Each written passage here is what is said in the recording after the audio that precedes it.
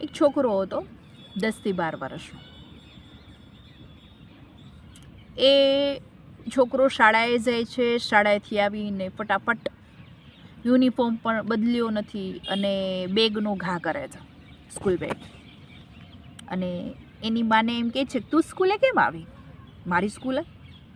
ત્યારે તેની મા એમ કહે છે કે તું લંચ બોક્સ તો ઉતાવળમાં લઈ ગયો હતો, પરંતુ લંચ બોક્સમાં જે નાસ્તો ભર્યો હતો એની ચટણી તું ભૂલી ગયો હતો, એટલા માટે આપવા આવી હતી.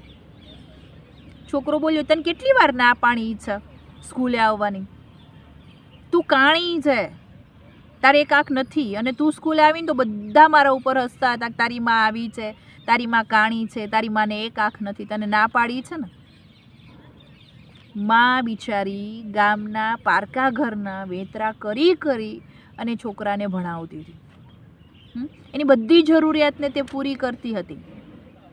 અને છોકરો છે જ્યારે હોય ત્યારે એની માને, તું કાણી છો, તારી એક આંખ નથી, તને સ્કૂલે આવવાની ના પાડી હતી ને, એમ ઘણું બધું કહે છે. પરંતુ માં બધા જ ઝેરના ઘૂંટડા હસતા મોઢે પી જતી હતી. છોકરો ભણવામાં હોશિયાર હોય છે, બુદ્ધિમત્તા ધરાવતો હોય છે, અને તે સ્કૂલ ફર્સ્ટ આવ્યું હોય છે, તેથી તેનું સન્માન થવાનું હોય છે. સ્કૂલ દ્વારા કાર્યક્રમનું આયોજન કરવામાં આવે છે. ત્યારે જે માં છે દીકરાને એમ પૂછે છે કે હું આવું, ત્યારે દીકરો ચોખ્ખી ના પાડી દે છે. કારણ કે માના હૃદય સામે તેની બુદ્ધિમત્તાનું સ્તર થોડુંક વધારે જ ઊંચું હતું. અને માની એ અવગણના કરે છે ને એમ કહે છે કે ના, તારે નથી આવવાનું. પરંતુ માનું હૃદય છે ને રહી નથી શકતી કે મારો દીકરો ફર્સ્ટ આવ્યો છે. કઈ માં એવી હોય કે જેને આનંદ ન હોય, જેને ઉમંગ ન હોય? એટલા માટે એ છાનામાની સ્કૂલે જાય છે અને કાર્યક્રમમાં સૌથી પાછળ ઊભી રહીને જુએ છે કે એના દીકરાનું સન્માન થાય છે. એને દીકરાની પ્રગતિનો એટલો ઉમળકો હોય છે કે ન પૂછો વાત. દીકરો ઘરે આવે છે ત્યારે એમ કહે છે કે વાહ, મને તારા ઉપર ખૂબ ગર્વ થાય છે બેટા, તારું સન્માન ખૂબ સરસ રીતે કરવામાં આવ્યું, નહીં? માનો હરખ જ એટલો હોય છે ને કે તેના મોઢામાંથી એ શબ્દો નીકળી જાય છે, સરી પડે છે. ત્યારે દીકરો ફરીથી ગુસ્સે થઈ જાય છે ને એમ કહે છે કે તને ના નથી પાડી કે તારે મારી સ્કૂલે નહીં આવવાનું? મારી તો મજાક બનાવીને તે રાખી દીધી છે. માં બધું ચૂપચાપ સહન કરી લે છે. સમય જતાં વર્ષો વીતી જાય છે. દીકરાના લગ્ન કરવામાં આવે છે, પુત્રવધુ આવે છે.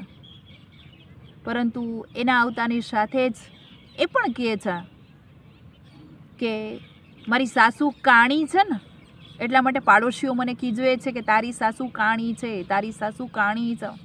આ બધું મારાથી સહન નથી થતું. એટલા માટે દીકરો અને વહુ બંને શહેરમાં રહેવા વહી જાય છે, વધીમાં એકલી. સમય જાય છે, વર્ષો વીતી જાય છે. એ દીકરાના ઘરે દીકરો અને દીકરી રમતા હોય છે. 4 વ્યક્તિઓનો પરિવાર હોય છે. પરંતુ બધા એમ કહે છે કે દીકરો, એની ઘરે જે દીકરો અને દીકરી છે, એના પૌત્ર અને પૌત્રી ખૂબ મસ્ત છે, સરસ મજાના છે. આ સાંભળી તેનાથી રહેવાતું નથી. એટલે એ માં જેવી જે જવા જાય છે શહેર તરફ, ત્યાં એ અટકી જાય છે. કારણ કે એને શબ્દો મગજમાં ફરી તાજા થઈ જાય છે, સ્મૃતિ પાછી તાજી થઈ જાય છે, કડવી સ્મૃતિ કે માં તું કાણી છો, કાણી છો, કાણી છો. આમ છતાં માનું હૃદય છે ને બધું જ ભૂલીને, બધું જ જતું કરીને શહેર તરફ જાય છે. ત્યાં એના દીકરા અને દીકરીને રમતા જુએ છે અને એને સ્પર્શ કરવા જાય છે. ત્યાં એની દીકરાની વહુ આવી જાય છે અને એમ કહે છે કે તમને કોણે અધિકાર આપ્યો મારા દીકરો અને દીકરી રમતા હતા એને અડવાનો? ત્યાં છોકરો આવી જાય છે અને ગુસ્સામાં એમ કહે છે, કાણી તો અહીંયા પણ પહોંચી, તું જતી રહી અહીંથી.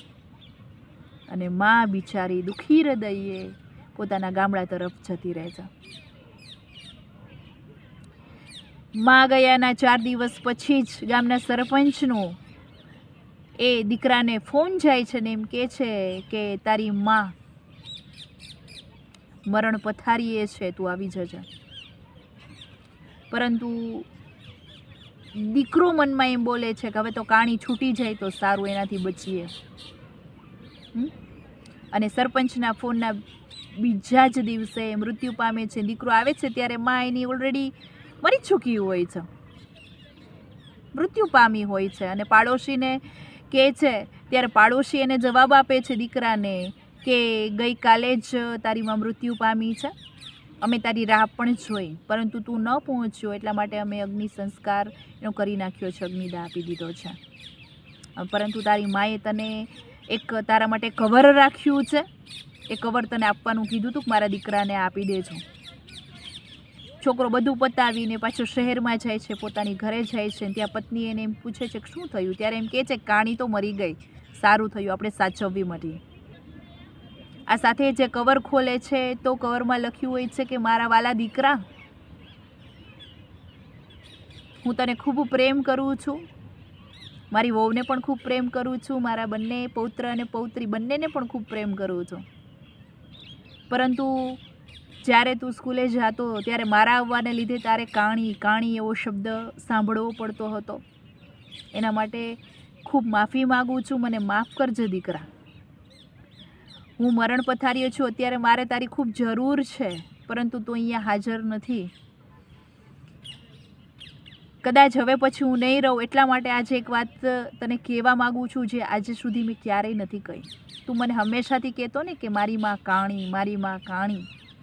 તું જ્યારે નાનો હતો ત્યારે એક અકસ્માતમાં તારી એક આંખ તું ખોઈ બેઠો હતો.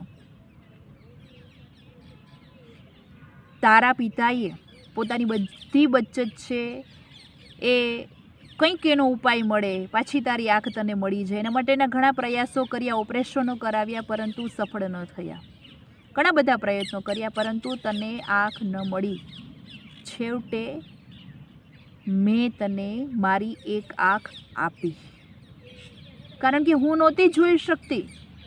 તને કાણું બધા કે તારી એક આંખ નહોતી એ હું નહોતી જોઈ શકતી. હું મારી એક આંખે તને જોઈ અને હરખાતી હતી કે મારા દીકરાને બંને આંખ મળી ગઈ.